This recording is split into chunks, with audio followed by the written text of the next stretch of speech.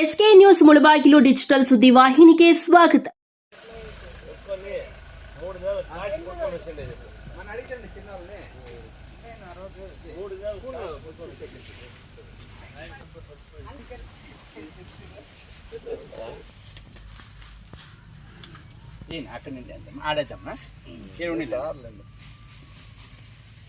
పూజా సామాన్ కూడా ಇಲ್ಲಿ ನೋಡಿ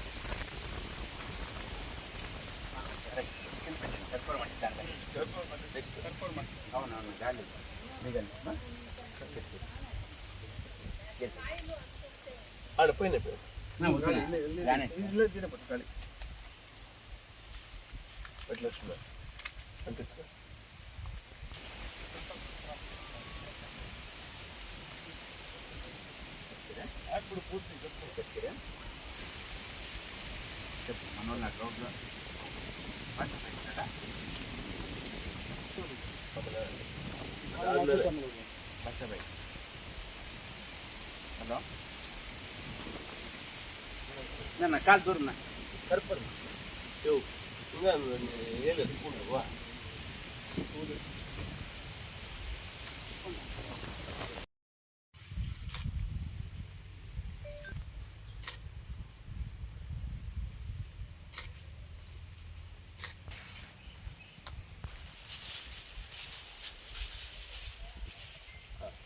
ಎಲ್ರಿಗೂ ನಮಸ್ಕಾರ. ಈ ದಿನ ದಿವಂಗತ ಶ್ರೀ ಆಲಂಗೂರು ಶ್ರೀನಿವಾಸರವರ 14ನೇ ಪುಣ್ಯತಿಥಿ ಆಚರಿಸ್ತಾ ಇದ್ದೀವಿ.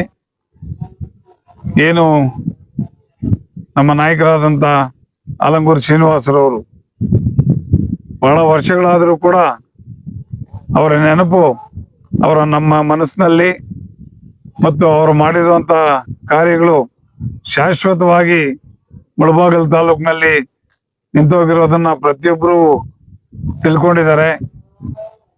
ಮಾನ್ಯ ಆಲಂಗೂರು ಶ್ರೀನಿವಾಸರವರು ಫೀಲ್ಡ್ ಬ್ಯಾಂಕ್ ಅಧ್ಯಕ್ಷರಾಗಿದ್ದಾಗ ಅನೇಕ ಜನರಿಗೆ ಬಡಬಗ್ಗರಿಗೆ ಸಾಲಗಳನ್ನು ನೀಡಿರ್ತಕ್ಕಂಥದ್ದು, ಮತ್ತೆ TAPSMS ಅನ್ನ ಒಳ್ಳೆಯ ಒಂದು ಇದಕ್ಕೆ ತೆಗೆದುಕೊಂಡು ಹೋಗಿರ್ತಕ್ಕಂಥದ್ದು.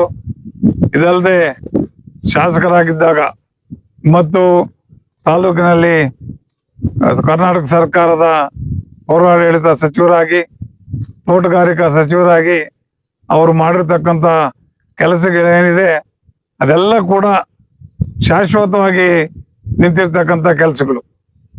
ಇವತ್ತಿನ ದಿವಸ ತಾಲೂಕಿನಲ್ಲಿ ಎಲ್ಲಿ ಸ್ಕೂಲುಗಳಿದೆಯೋ, ಸರ್ಕಾರಿ ಶಾಲೆಗಳಲ್ಲಿ ಎಲ್ಲಿ ಸರ್ಕಾರಿ ಶಾಲೆಗಳಿಗೆ ತಾಲೂಕಿನಾದ್ಯಂತ ಎಲ್ಲ ಕಡೆ ಕಟ್ಟಡಗಳನ್ನ ಕಟ್ಟಿರುವಂತ ಕೀರ್ತಿ ನಮ್ಮ ಶ್ರೀ ದಿವಂಗತ ಆಲಂಗೂರು ಶ್ರೀನಿವಾಸ ಅವರ ಹೆಸರಿಗಿದೆ. ಹಾಗೇನೆ ತಾಲೂಕಿನ ಎಲ್ಲ ಊರಿನಲ್ಲಿ ಕೂಡ ಡೈರಿಗಳು ಮಾಡಬೇಕು ಅಂತ ಅವರ ಆಸೆ ಆಗಿತ್ತು. ಆ ಒಂದು ನಿಟ್ಟಿನಲ್ಲಿ ಮಾನ್ಯ ನಮ್ಮ ಪಶ್ಚಿಮ ಕ್ಷೇತ್ರದ ನಿರ್ದೇಶಕರಾದಂಥ ಸಾಮೇಗೌಡರು ಮತ್ತೆ ನಾನು ಕೂಡ ಪ್ರತಿಯೊಂದು ಹಳ್ಳಿನಲ್ಲೂ ಕೂಡ ಡೈರಿಗಳನ್ನು ಮಾಡೋ ಕಡೆ ನಾವು ಕೂಡ ಮಾಡ್ತಾ ಇದ್ದೀವಿ. ಹಾಗೇನೆ ಎಲ್ಲ ಕಡೆ ಅಂಗನವಾಡಿಗಳನ್ನ ತೆರೆದಿರುವಂತ ಒಂದು ಕೀರ್ತಿ ಏನಿದೆ ಅದು ನಮ್ಮ ಆಲಂಗೂರು ಶ್ರೀನಿವಾಸ ಅವ್ರಿಗೆ ಸಲ್ತದೆ.